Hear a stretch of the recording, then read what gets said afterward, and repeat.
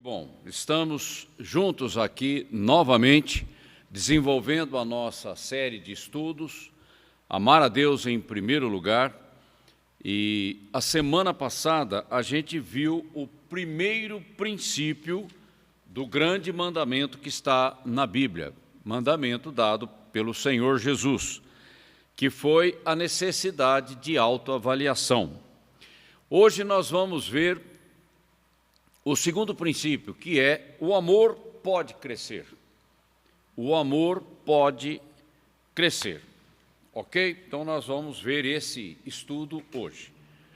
Mas primeiramente eu agradeço a Deus pela tua vida, pelo teu interesse nos acompanhando nesses estudos.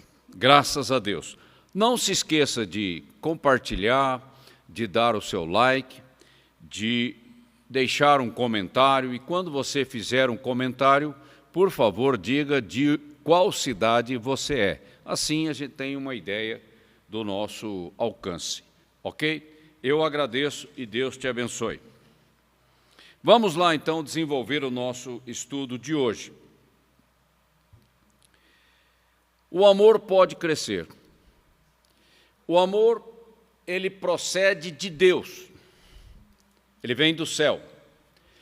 E esse amor, ele é introjetado em nós pelo Espírito Santo que nos foi dado. A gente tem que ter clareza nesse sentido. O amor humano, o amor natural, ele é limitado e imperfeito. Mas o amor de Deus, o amor do tipo de Deus, é um amor perfeito, incondicional. É um amor que se dá. É um amor compassivo. Então a gente tem que começar a estabelecer essas diferenças. E quando Jesus confronta Pedro, que havia negado Jesus por 3 vezes, antes que o galo cantasse 2 vezes, está lá no Evangelho de João, capítulo 21, a partir do versículo 15. Jesus agora, ressurreto, aparece a Pedro e vai confrontá-lo. Mas em que sentido Jesus, ressurreto, vai confrontar o discípulo Pedro? Porque Jesus tinha um projeto para a vida dele. Jesus o chamou para o ministério de apóstolo.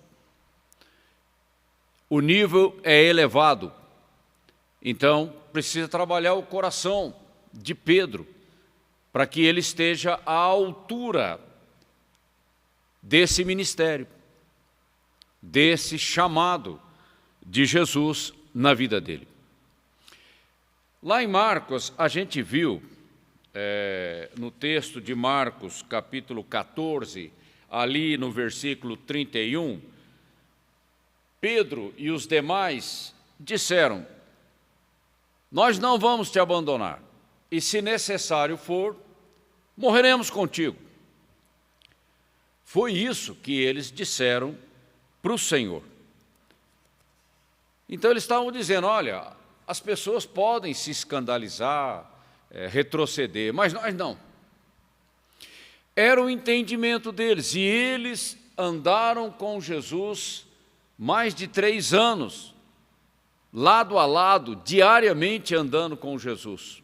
Já era um discipulado. Ok? Mas, no entendimento deles, eles achavam que estavam prontos. Lê do engano. A gente nunca está pronto. A gente está sempre sendo trabalhado pela mão poderosa de Deus na nossa vida. E esse trabalhar de Deus na nossa vida não para. Não para. Só para quando nós morremos fisicamente ou quando somos arrebatados. Aí se encerra o ciclo da igreja, não é? E Jesus vai ter que confrontar Pedro para que ele possa crescer. Não é um confronto para diminuir a pessoa, colocar ela numa situação desconfortável e numa visão negativa, nada disso. Jesus estava confrontando Pedro porque ele amava Pedro e ele tinha um chamado na vida de Pedro. Então, aquele que chama é responsável por trazer o preparo para que aquele chamado alcance o nível desejado para a glória de Deus.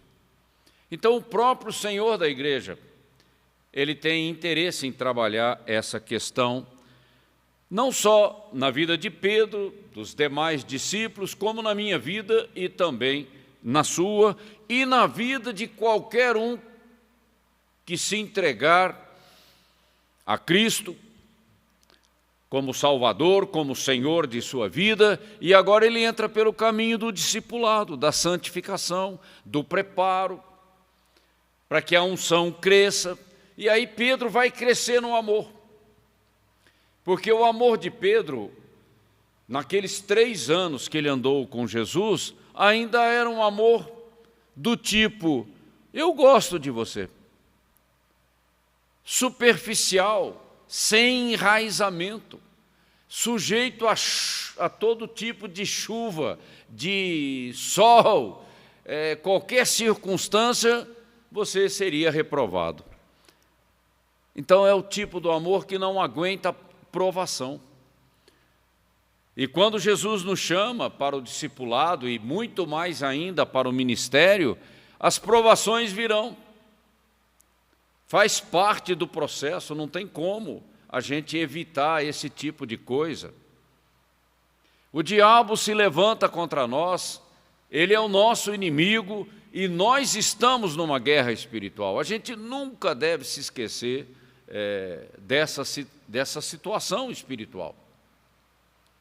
Mas tem mais uma coisa, não só a questão da guerra espiritual, mas a questão desse autoexame na minha vida, através de uma provação, de um teste. E é na hora da provação, do teste, é que nós mostramos realmente aonde nós estamos, no nível que nós estamos. E Jesus não quer que você seja envergonhado e que o diabo leve vantagem. Então ele precisa trabalhar a qualidade do coração, a profundidade, o enraizamento da nossa fé, da nossa consagração a Ele. É natural que o cabeça da igreja se preocupe com essas coisas. E eu não posso resistir ao trabalhar do Espírito, porque o Espírito tem a incumbência na dispensação da igreja de trabalhar a qualidade do nosso coração. É uma missão, ele não vai mudar a missão. E eu tenho que ser receptivo. Aqui a questão importante não é se você está num nível muito alto, se você não tem problemas, enfim. O importante aqui é a receptividade ao Espírito Santo quando ele confronta você naquelas áreas de fragilidade. Porque ele sabe que o demônio, o espírito maligno vai usar aquilo para destruir a tua vida. Então é uma questão estratégica. Esse levantar da igreja é um levantar de qualidade.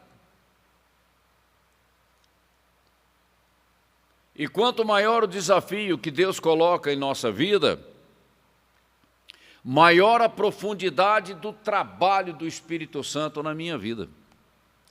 Porque quanto maior a visibilidade e o alcance, o nível de unção que Ele vai colocar sobre a tua vida, Ele precisa trabalhar na mesma profundidade o meu coração. Porque Deus não vai derramar unção sobre quem não tem preparo. porque ele não vai aguentar e vai trazer escândalo, isso vai trazer confusão, e Deus não é Deus de confusão. E Ele ama você, e Ele quer que você seja bem-sucedido no seu chamado. Esse é o propósito de Deus. Então a minha receptividade é a coisa mais importante. Quando Deus fala comigo, eu tenho que ouvir e não questionar. Ouvir. E o interessante, que nesse caso aqui, específico de Pedro, Jesus comprova aquilo que nós temos falado. A pedagogia do Espírito é através do entendimento, de uma inteligência espiritual, de você definir bem conceitos, princípios, valores. Isso está bem claro na tua visão e bem enraizado no teu coração. É com inteligência que o Espírito Santo trabalha. E aqui a gente vai ver isso, porque nesse caso específico de João 21, a partir do versículo 15, Jesus faz um jogo de palavras no grego, porque o texto originalmente foi escrito no grego. E a palavra amor em português é uma só. Aí nós temos que qualificar o amor no português. O amor de um pai, o amor de uma esposa, enfim, o amor de um amigo, aí eu tenho que qualificar. No grego você já tem essas palavras diferentes para qualificar. Você tem ágape, que é o amor do tipo de Deus. Você tem filéu, que é um amor fraternal entre irmãos, entre amigos. Você tem eros, é um amor físico. Então você tem palavras diferentes para a mesma coisa, com sentidos diferentes. E Jesus aqui, quando fala com Pedro, ele faz um jogo de palavras no grego. E ele está intencionalmente tentando chamar a atenção de Pedro para o nível de consagração que ele estava buscando no coração daquele discípulo. A primeira pergunta que ele faz está lá no versículo 15. Ele usa a palavra correta, que é o amor do tipo de Deus. Pedro, tu me amas? E ele usa a palavra ágape. Você me ama com o nível do amor de Deus, altíssimo, elevado? E Pedro responde, tu sabes que eu te amo, mas ele não usa ágape, ele usa filéu na resposta. E ali ele mostra que ele tem uma certa afeição. Eu gosto de você, mas também essa afeição é superficial, ela não está enraizada, ela é sujeita ao medo, e a aprovação de Pedro foi exatamente o medo, ali por ocasião da crucificação. E ele já queria encerrar o assunto, incomodado. E Jesus volta a fazer a pergunta novamente, não é? E ele usa novamente a palavra ágape. Você me ama? Na maior intensidade do amor, você me ama, Pedro? Pedro responde da mesma maneira, filéu. Eu te amo, mas não nesse nível que você está buscando em mim, reconhecendo a sua falha. Aí já é um processo consciente do Espírito Santo trabalhando na vida de Pedro. Ele já estava incomodado. Jesus estava falando, Pedro, eu quero que você seja um sacrifício vivo no altar de Deus, para que eu possa te usar poderosamente como apóstolo, dando continuidade ao meu ministério.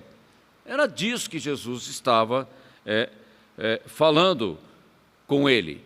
Mas aí, pela terceira vez, Jesus desce no nível dele. Já não usa ágape, ele usa fileu, para ver se a ficha caía no entendimento de Pedro. E aí Pedro percebe a mudança da palavra, de ágape para fileu.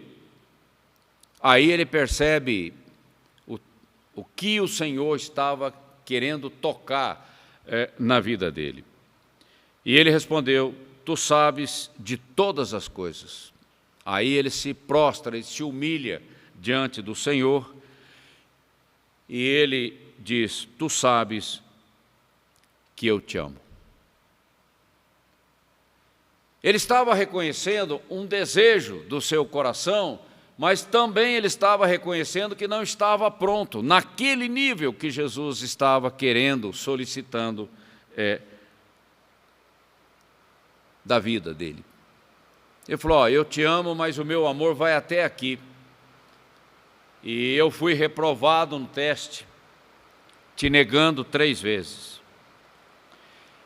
E ele reconhece: não quero continuar assim, enganando a mim mesmo. Porque lá em Marcos ele disse: não, nós te amamos, nós não vamos te abandonar. E na primeira prova ele abandona e nega Jesus 3 vezes. Ele não queria repetir a mesma coisa. E aí, quando Jesus fala da sua morte, e é uma morte por crucificação, braços estendidos, ele pede para ser crucificado de cabeça para baixo, porque ele não tinha a mesma dignidade do seu Senhor. Aí ele provou que o amor dele era um amor sacrificial, disposto a ir até o fim, mas não retroceder na fé. E ele provou com a sua própria vida. Mas veja bem, mesmo ali naquele momento, foi o início de um trabalhar do Espírito Santo na vida de Pedro, porque Pedro ainda estava olhando para o apóstolo João, o discípulo João que viria a ser o apóstolo João, preocupado com o outro e fazendo perguntas: o que vai ser dele? Jesus falou: olha, Pedro, segue-me tu, dele eu cuido eu. Então aqui nós temos que entender que o chamado é pessoal. Eu não tenho que ficar comparando com ninguém. Então a minha receptividade ao chamado de Deus na minha vida tem que ser especificamente para aquilo que Deus quer da minha vida, aonde Ele está pedindo a minha fidelidade e o meu sacrifício vivo, naquilo que Ele está me chamando. Não tenho que ficar preocupado com o outro, me comparando com o outro. Alguns vão passar por algumas situações, eu talvez não, vou passar por outras. Enfim, o chamado é pessoal. São coisas diferentes e Deus cuida de tudo, fielmente, poderosamente. Ok? Na verdade, para cumprir o chamado na nossa vida, o amor fileu é insuficiente para aguentar a pressão da guerra espiritual que se levanta contra nós. Nós precisamos avançar um pouco mais e chegar naquele nível de sacrifício vivo, como Paulo fala em Romanos capítulo 12, versículo 1. Também Jesus, se referindo a isso, ele, lá em Lucas 9, 23, ele diz: negue-se a si mesmo, tome a sua cruz e siga-me. Cada um dentro daquilo que Deus está pedindo. Mas uma coisa é importante: negar a si mesmo é romper com o nosso egoísmo e apresentar a nossa vida como totalmente rendida aos pés do Senhor, como barro nas mãos do oleiro, para que Ele possa fazer a obra perfeita na nossa vida. Aí que eu coloquei a questão, inicialmente, da receptividade. Quando o Espírito Santo fala com você, quando Ele traz uma direção na tua vida, é ali que Ele quer obediência, é ali que Ele quer fidelidade. Entrega, rendição, consagração. Integralmente, prontamente, sem resistência, sem acrescentar nada, sem tirar nada, sem querer negociar coisa alguma. Ali, naquele ponto, quando o Espírito fala conosco, nós temos que nos submeter. E nós temos que crer que aquele que chama, capacita, aquele que chama, guarda, protege, traz direção, aquele que chama é o responsável pelo sucesso do empreendimento. Eu tenho que descansar na fé, na graça do Senhor, porque senão eu vou ficar estressado, e isso vai contaminar o chamado de Deus na minha vida.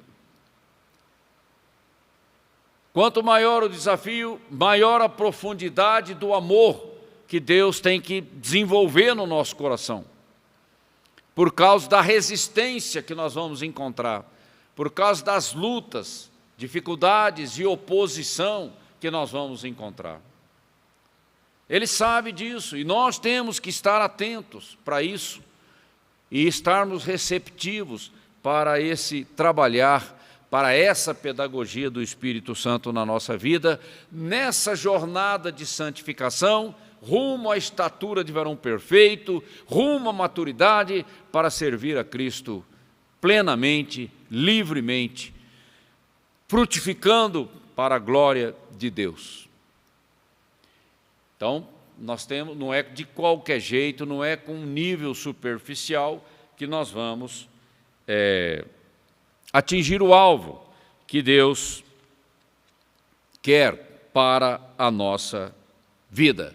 Agora, veja bem, diante dos nossos fracassos, para encerrar o nosso assunto, o Espírito não desanima, nem te critica e nem te discrimina, muito pelo contrário, Ele vai trabalhar ainda mais, para que você seja um campeão, um winner, não só na sua vida pessoal, mas também no seu chamado. Porque Deus tem sempre um objetivo positivo para a nossa vida, nunca negativo. O negativo vem do inimigo, é de lá que vem o negativo, o positivo vem de Deus, o nosso Deus, o Todo-Poderoso, o Deus Altíssimo, que nos ama e que nos chama, e nós temos que responder ao chamado dEle, dia após dia, até o fim. Ok? Bom, por hoje nós ficamos com esse segundo princípio, e a semana que vem nós vamos ver o terceiro, que é o amor que se expressa por ações e não só por palavras, ok? Mas medite sobre isso em espírito de oração, peça ao Espírito Santo que traga clareza de entendimento, né, na tua vida, e Deus deseja o melhor para você, que você seja uma bênção na terra, que o nome dEle seja santificado através da tua vida, ok? Que você tenha uma semana abençoada, vitoriosa, desafiadora, ouvindo o Espírito Santo falar ao teu coração, e eu conto com você a semana que vem para mais uma reflexão sobre esse assunto de amar a Deus em primeiro lugar. Um grande abraço, Deus te abençoe.